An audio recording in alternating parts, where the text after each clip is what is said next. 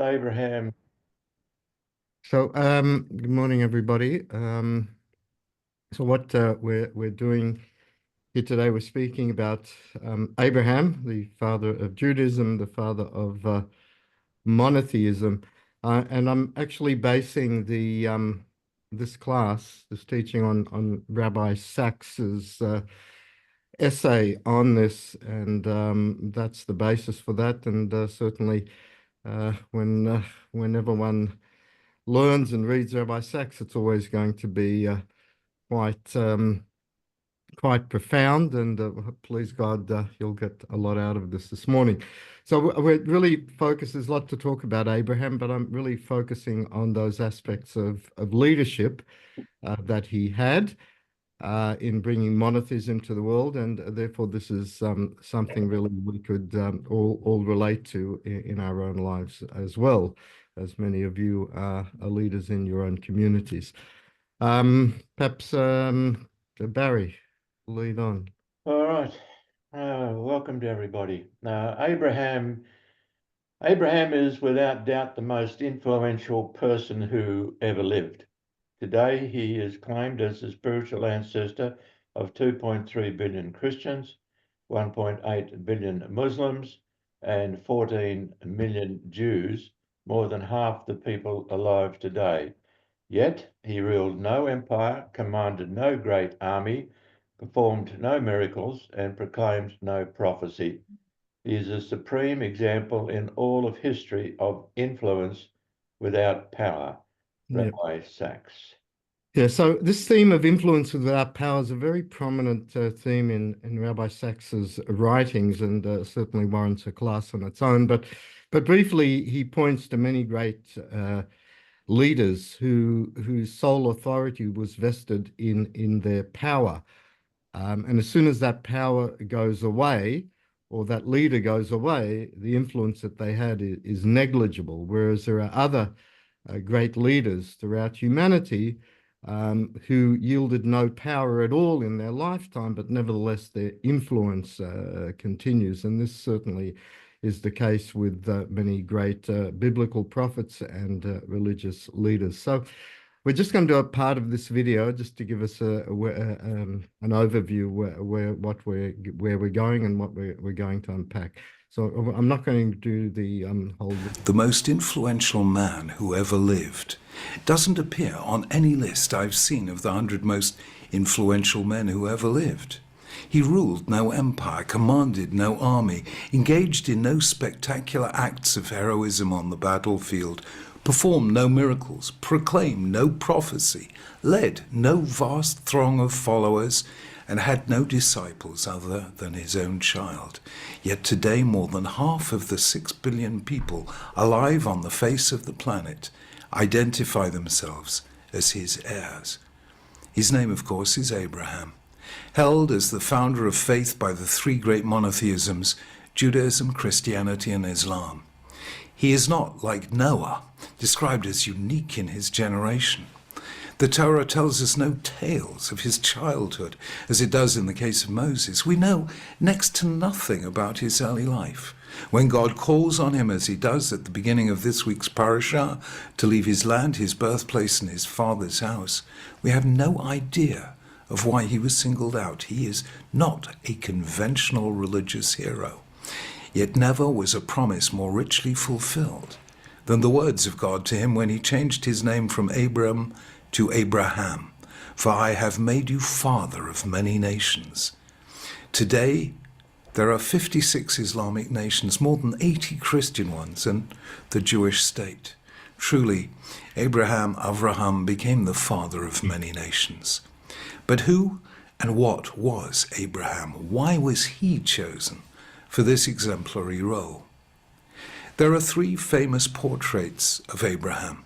The first is the one we all learned as children. Abram, left alone with his father's idols, breaks them with a hammer, which he leaves in the hand of the biggest of the idols. His father Terah comes in, sees the devastation, asked, "Who did it?" And the young Abraham replies, "Can you not see the hammer is in the hand of the biggest idol? It must have been him." Terah says, "But that's a mere wood and stone." Abraham replies, "Well, father, how then Can you worship them? This is Abraham the iconoclast, the breaker of images, the man who, while still young, rebelled against the pagan and polytheistic world of demigods and demons, superstition and magic. The second is more haunting and enigmatic. The Midrash compares Abraham to a man traveling on a journey when he sees a palace in flames. Is it possible, he asks, that the building has no owner? The owner of the building looked out and said, I am the owner of the building. So it was with Abraham. He looked at the world and he said, is it possible that the world has no sovereign? God looked out and said, I am the sovereign of the universe. This is an extraordinary passage. Abraham sees the order of nature, the elegant design of the universe. It's like a palace. It must have been made by someone, for someone. But the palace is on fire. How can this be? Surely the owner should be putting out the flames. You don't leave a palace empty and unguarded. Yet the owner of the palace calls out to him as God called to Abraham, asking him to help God put out the fire. God needs us to fight the destructive instinct in the human heart. And this is Abraham, the fighter against injustice, the man who sees the beauty of the natural universe being disfigured by the sufferings inflicted by man on man. And finally comes a third image, this time by Moses Maimonides. After he was weaned while still an infant, writes Maimonides, Abraham's mind began to reflect. Day and night he thought and wondered, how is it possible that this celestial sphere should continuously be guiding the world and have no one to guide it and cause it to turn? For it can't be that it turns itself. He had no teacher, no one to instruct him in anything. He was surrounded in Ur of the Chaldees by foolish idolaters. His father and mother and the entire population worshipped idols, and he worshipped with them. But his mind was constantly active and reflective until he had attained the way of the truth and found the correct line of thought and knew that there is one God, he that guides the celestial spheres and created everything, and that among all that exists there is no God beside him. This Maimonides' picture of Abraham is Abraham the philosopher, anticipating Aristotle, using metaphysical argument to prove the existence of God. Three images of Abraham, three versions perhaps of what it is to be a Jew. The first sees Jews as iconoclasts, challenging the idols of the age. Even secular Jews who'd cut themselves adrift from Judaism were among the most revolutionary modern thinkers, people like Spinoza, Marx, Freud. Thorstein Veblen once said in an essay on the intellectual preeminence of the Jews that the Jew becomes a disturber of the intellectual peace, a wanderer in the intellectual's no man's land, seeking another place to rest farther along the road, somewhere over the horizon. Jews are iconoclasts. The second image sees Jewish identity in terms of tzedek u'mishpat, a commitment to the just society. Albert Einstein spoke of the almost fanatical love of justice as one of the features of the Jewish tradition which, in his words, make me thank my stars that I belong to it. And the third reminds us that the Greek thinkers Theophrastus and Clearchus, both disciples of Aristotle, spoke of the Jews as a nation of philosophers. We think about ultimate things. So these three views are all true and profound. There's only one shortcoming. There's no evidence for them in the Torah. Joshua speaks of Abraham's father as Terach, as a worshipper of idols, but this isn't mentioned in Bereshit. The story of the palace in flames is perhaps based on Abraham's challenge to God in the face of the destruction of the cities of the plain. Shall the judge of all the earth not do justice? As for Abraham as Aristotle, Maimonides' image, well, that's based on an ancient tradition that the Greek philosophers derived their wisdom from the Jews. But this too is nowhere mentioned in the Torah. So what does the Torah itself say about Abraham? The answer is unexpected and I think moving. Abraham was chosen simply to be our father, The Av in Avraham, means father. And in the only verse in the Torah in which God explains why he chose Abraham, it says, I have chosen him so that he will direct his children and his household after him to keep the way of the Lord by doing what is right and just, so that the Lord will bring about for Abraham what he has promised him. The great scenes in Abraham's life, waiting for a child, the birth of Ishmael, the tension between Sarah and Hagar, the birth of Yitzchak, and the binding, are all about his role as a father. Okay, let's just leave it there. Let's unpack now a little bit what we've said, what Rabbi Sachs has said. So let's just take the story a little bit back. God changed his name. He changed Sarah's name. So originally his name was Avraham, and then he changed his name to Avraham, meaning a father of many nations.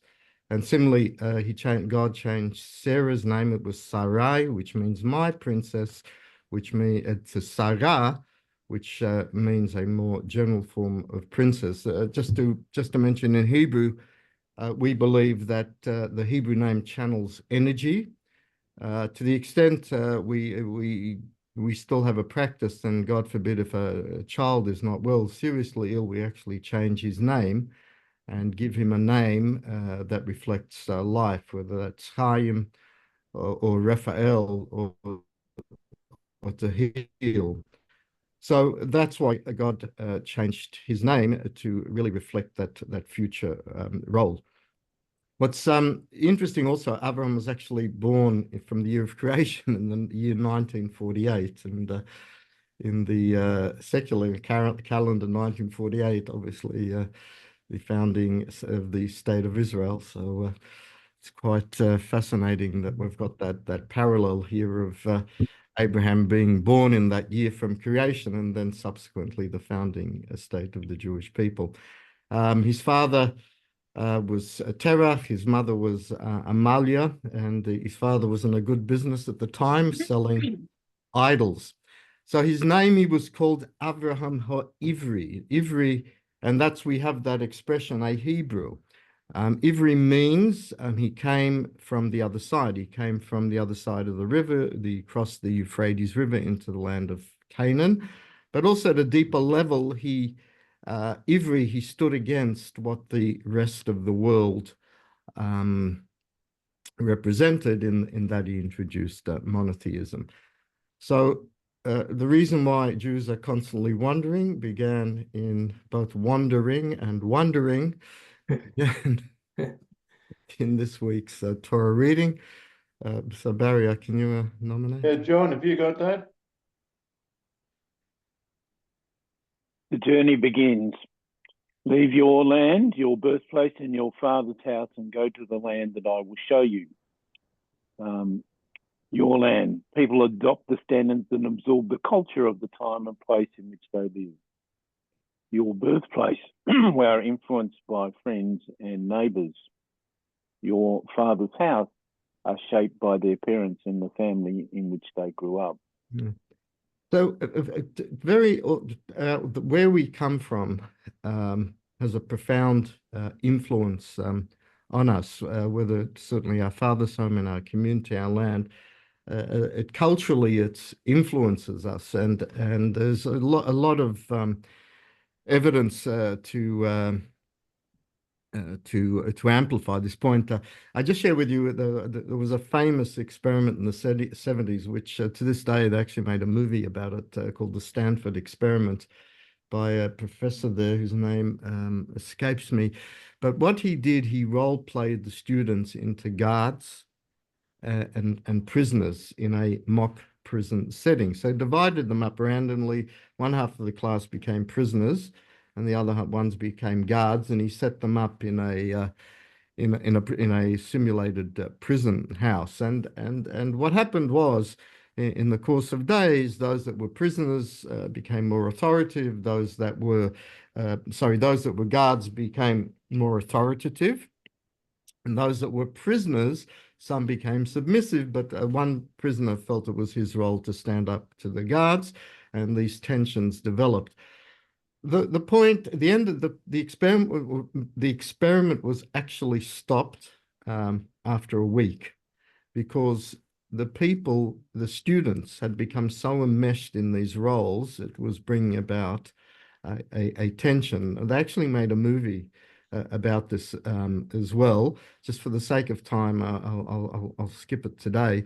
But what we bring out from here is that we see how much peer pressure influences us. So the first step in becoming a leader and seeing the world differently is really stepping out of your comfort zone. It's quite interesting. Those of you are aware that Moses was not brought up in a Jewish environment. He was actually brought up in the Egyptian palace because Batsheva, Sarah's daughter, saved him as a baby. So one explanation is that if he would have remained with the Jewish people, he would have remained a slave and adopted that slave mentality, if you will.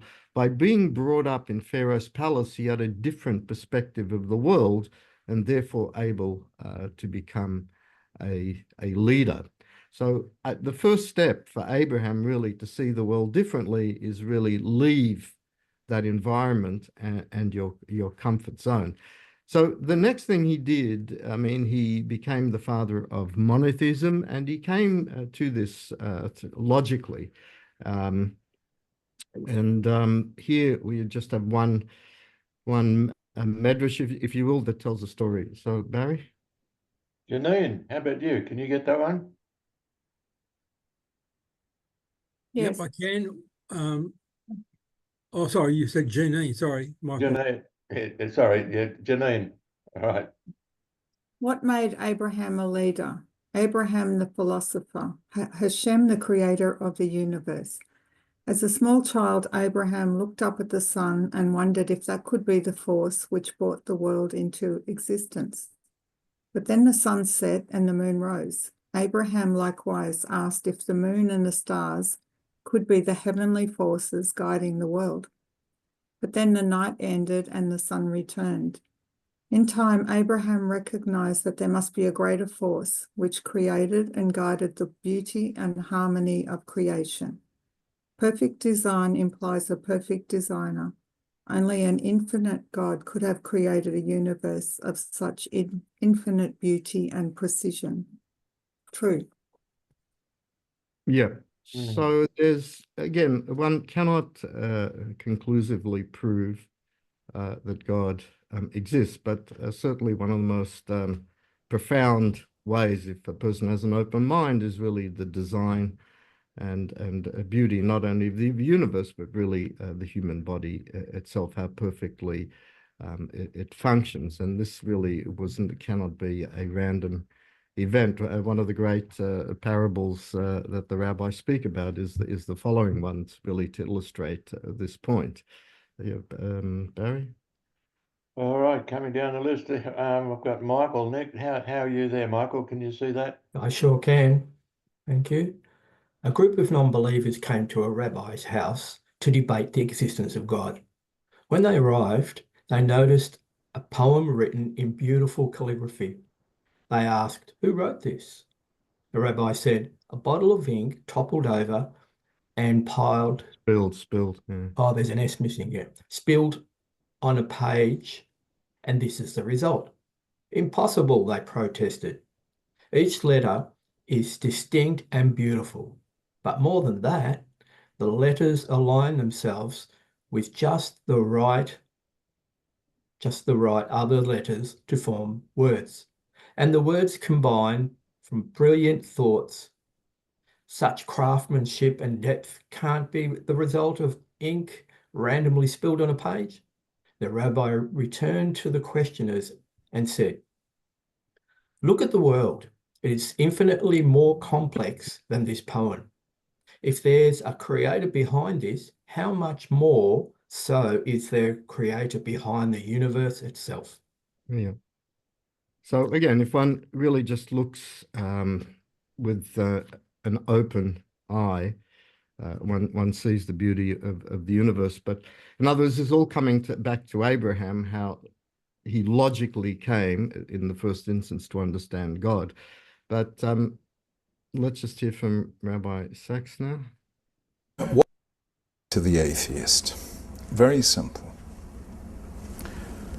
Human beings are meaning-seeking animals. That is definitive of who we are. Take away meaning, you take away humanity. Almost every great achievement in the arts, in politics, in ethics, any great thing human beings have done has always been in response to a sense of meaning. Now, we now have to think about the meaning of any system. And I propose the following axiom: the meaning of the system always lies outside the system. So for instance, supposing our ET, our Martian, arrives here on Earth and sees you going into a shop and using a credit card. He says, hey, that's very interesting. Let me examine it. Looks very carefully at the plastic. And he says, well, you lend them that for a minute and you get all that stuff from the shop. This is very magical stuff. Now tell me, what property of the plastic is it that magics that stuff into your possession? Well, you could not explain to anyone the meaning of a credit card in terms of the properties of a credit card. You'd have to teach them a little bit about barter, exchange, money, and then the abstract forms of money in which it is not the object of value but the object that symbolizes value. In other words, you would have to teach a great deal about human history, cooperation, economics, and the rest. The meaning of the system lies outside the system. Or you see some people playing chess. Well, you can see the pieces made out of wood, the board is there in that checkerboard way, and the pieces are moving in certain ways. And a stranger might understand all those things, might even be able to play chess quite well. After all, computers can beat chess masters. But do they really understand the meaning of chess? In order to do that, you have to understand the long history of human conflict and how people try and avoid or prepare for conflict by turning it into symbolic forms that we call games, and why those games have a particular appeal to those who want to learn strategically. So there's no way that you can look at the board of chess and understand the meaning of chess. The meaning of the system lies outside the system.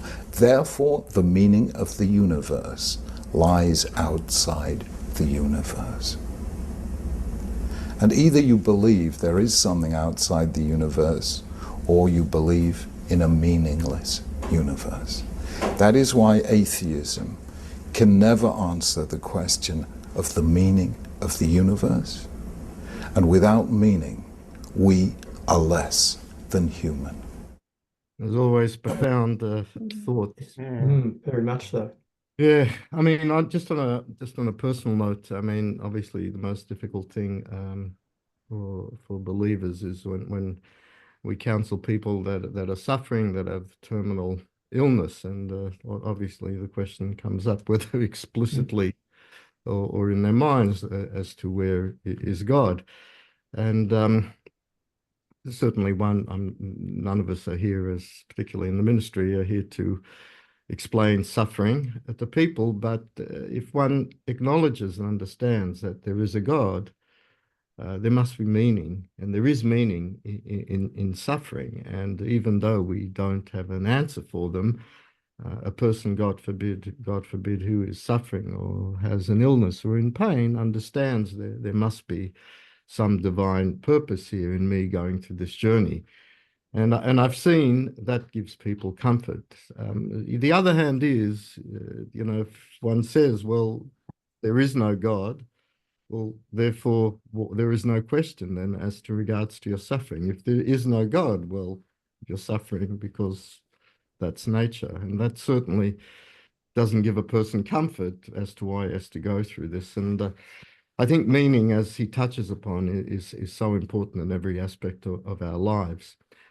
So here then, and this is really, there are many great people that have great ideas, but here Abraham actually takes it to this next level in this famous cute story about him when his father left him in charge of the business. Barry. Ian, you got that one? You'd unmute, Ian. Okay, Abraham challenged the idols of the age. Once Terach left his son Abraham to manage his idol shop. A man came and wished to buy one. How old are you? Abraham asked him. 50 years was the reply. Woe to such a man, he exclaimed. You are 50 years old and would worship a day-old object? At this he became ashamed and departed. When woman came with a plateful of flour and requested him, take this and offer it to them. Abraham, he took a stick and broke the idol and put the stick in the hand of the largest one. When his father returned, he demanded, what have you done to them? A woman came with a plateful of fine meal and requested me to offer it to them. One claimed, I must eat first. The other claimed, I must eat first. Thereupon the largest arose, took the stick and broke them. Why do you make fun of me? Terah cried out. Have they then any knowledge? Should not your ears listen to what your mouth is saying? Abraham retorted, and that was from the Midrash. Yeah. So the moral of the story is never leave your son in charge of a good business. Yeah.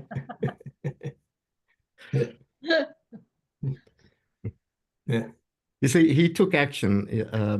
Wasn't very popular, but certainly that's what that story conveys. Just Ian, just continue with the next one, which Sure. Idols symbolize power.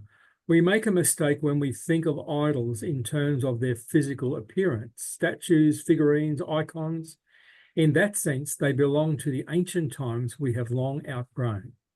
The way to think of idols is in terms of what they represent. They symbolize power. That is what Ra was for the Egyptians, or Baal for the Canaanites, or Shemos for the Moabites, or Zeus for the Greeks. we all understand and know what today's idols are. All we have to do is go to the MCG on a Saturday afternoon. Yep. Yeah. So again, he had this unique and revolutionary approach to the world, which was then continued again. Any knowledgeable, honest, and objective student of history will acknowledge that so many of the concepts and ideas that civilization now takes for granted were not always the ways of the world. They were not part of the fabric of society until Judaism introduced them to the world. Concepts like monotheism and equal justice for all and the value of a single life and the quest for peace and a Sabbath day and the importance of education and charity and repairing the world. These are ideas and approaches that were not only revolutionary when first introduced, they were completely at odds with the conventional wisdom of their times. It took hundreds, sometimes thousands of years for the world to come around to embracing the wisdom offered by the family of Abraham. This is something almost any and every respected non-Jewish historian will tell you. Yeah, and that journey continues. That journey continues. So what also motivated him, and as we mentioned in the outset, this famous parable of a palace in flames, and Rabbi Sachs in the next clip will elaborate on that. So Barry, let's just go over the parable. Right, a man who was traveling from place to place, when he saw a palace in flames, he wondered, is it possible that the palace lacks an owner? The owner of the palace looked out and said, I am the owner of the palace. So Abraham said, is it possible that the world lacks a ruler? The whole Holy One, blessed be he, looked out and said to him, I am the ruler, the sovereign of the universe. Yep. I remember, So he sees Rabbi, it. you quoting that once in a meeting about the palace, and it's a very, very interesting one that the owner said, I am here, but where are you? Yeah, basically. Yeah. Let Rabbi Sachs, I just found this recently, actually. This is quite profound. What is our purpose in this world? Why does evil exist? Let's go back to the father of monotheism, Abraham, to take a deeper look at why he was chosen. Rabbi Sachs analyzed a midrash that sheds light on this, comparing God's selection of Abraham to a man who was traveling from place to place. When he saw a palace in flames, he wondered, is it possible that the palace lacks an owner? The owner of the palace looked out and said, I am the owner of the palace. So Abraham our father said, is it possible that the world lacks a ruler? The Holy One, blessed be he, looked out and said to him, I am the ruler, sovereign of the universe. Abraham was troubled. Why would a king let the palace burn? Why would God let the world suffer? Abraham's faith was born in the complexity of this question. It bothered him to the very core. The palace is alight, and the owner is watching it burn, waiting for the inhabitants to put out the flames. We've been gifted a world that requires our involvement, a relationship that requires our partnership. God exists. There is an architect of the universe. Therefore, everything in the world has a purpose. Evil exists. Things are far from perfect. Therefore, we have not yet achieved our purpose. We live in the tension and serve as the bridge between what the world is and what it can become. God was calling out to Abraham and asking for help. Surely God could put out the flames himself? Why rely on a human being? Because he can encourage us to make a difference. But if he does the work for us, we will not have free choice. Like a parent gives a child room to make mistakes so that they can develop, God limits his involvement so that we can truly mature and grow. He helps us by allowing us to help.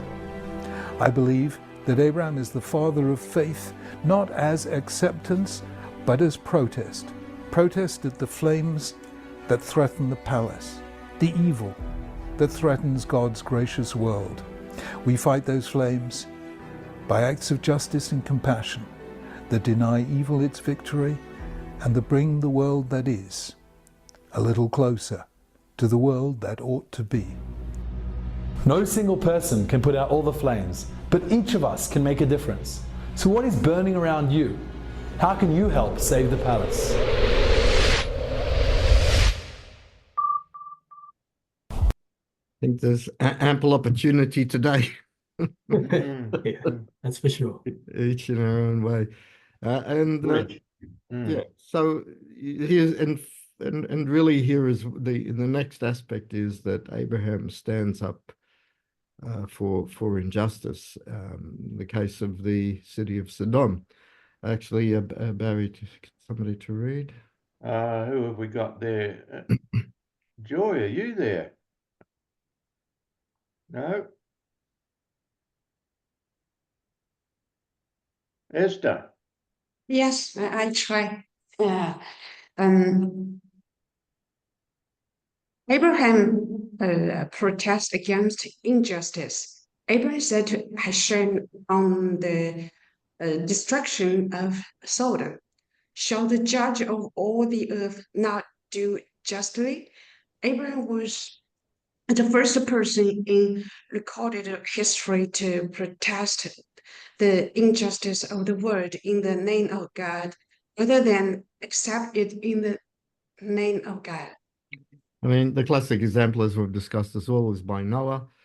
The Bible gives a great accolade. He actually walked with God, but at the end of the day, he didn't stand up for his generation. He saved himself and his family. So he was a righteous man and a good man, but he didn't reach out to other people. And this is really another great quality of Abraham, that he stood up against injustice.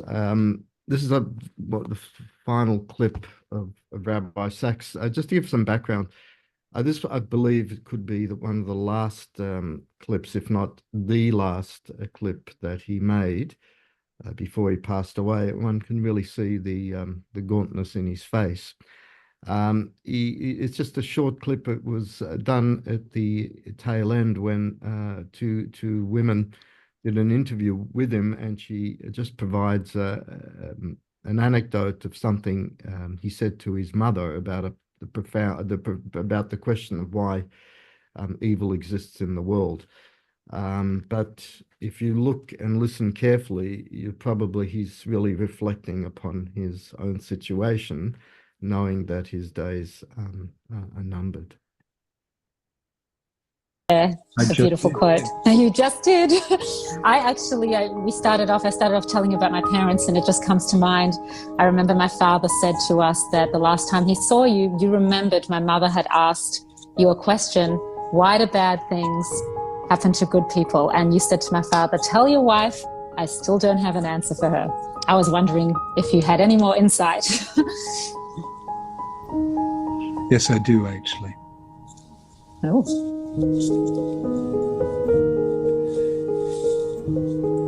God does not want us to understand why bad things happen to good people. Because if we ever understood, we would be forced to accept that bad things happen to good people. And God does not want us to accept those bad things. He wants us not to understand so that we will fight against the bad and the injustices of this world. And that is why there is no answer to that question, because God has arranged that we shall never have an answer to it.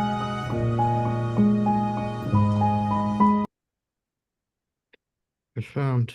Wow. Yep. Yep. Yep.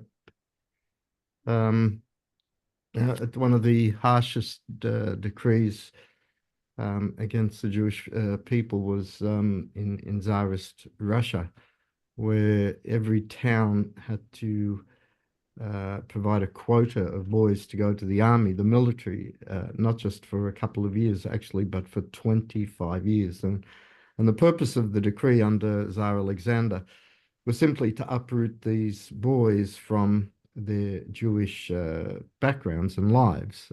Parents didn't see kids literally for 25 years. Many of them were forced to convert. Others just were subjected to unspeakable horrors in the military there.